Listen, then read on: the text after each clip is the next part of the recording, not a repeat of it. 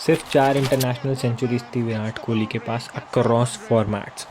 Chennai Super Kings के पास एक ट्रॉफी थी आईपीएल में, एमआई के पास एक भी नहीं थी। Yashasvi Jaiswal was only 9, Shubman Gill was only 11।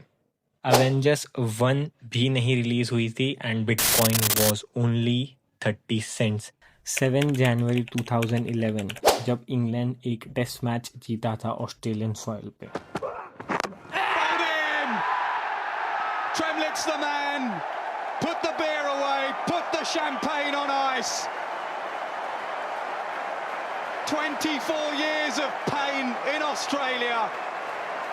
Finally, they're beaten at home by England. Look what it means to the players.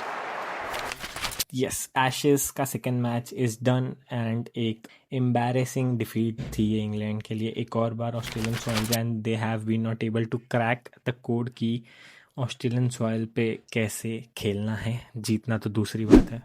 England जीतती है toss and Ben Stokes elects to bat first and उनका रीज़न वॉज कि उनको लास्ट में under lights batting नहीं करनी थी गाबा में, which is historically difficult against the pink ball. Eventually वही जाकर होता है, उनकी खुद की टीम कोलैप्स कर जाती है सेकेंड इनिंग में। पहले बैटिंग करते हुए England put on to 334 which is respectable total. It is not something कि आपने कुछ भी नहीं बनाए हैं।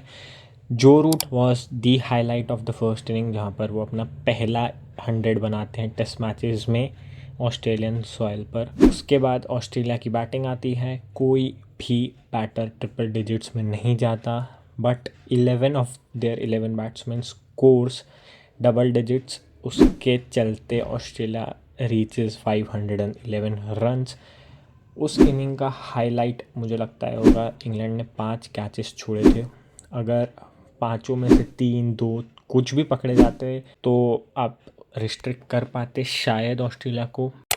177 की लीड ले जाती है Australia after the first innings and उसके बाद इंग्लैंड को निपटा देते हैं 241 रन्स पे।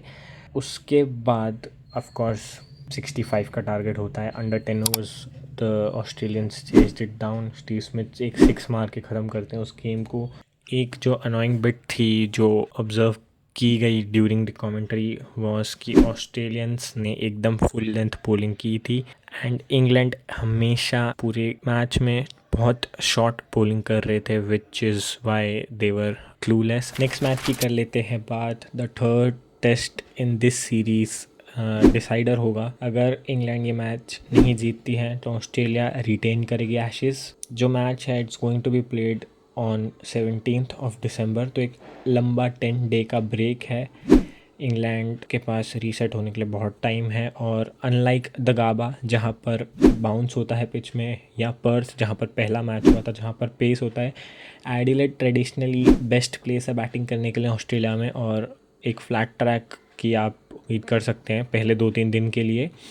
बट द ट्विस्ट इज़ कि इवेंचुअली ये भी एक टर्नर बन जाती है after the 2 days have gone. Australia की साइड से for England the nightmare is going to get worse. Pat Cummins return आएंगे, जॉश हेजलवुड पोटेंशियली रिटर्न आ सकते हैं, he is also targeting this match.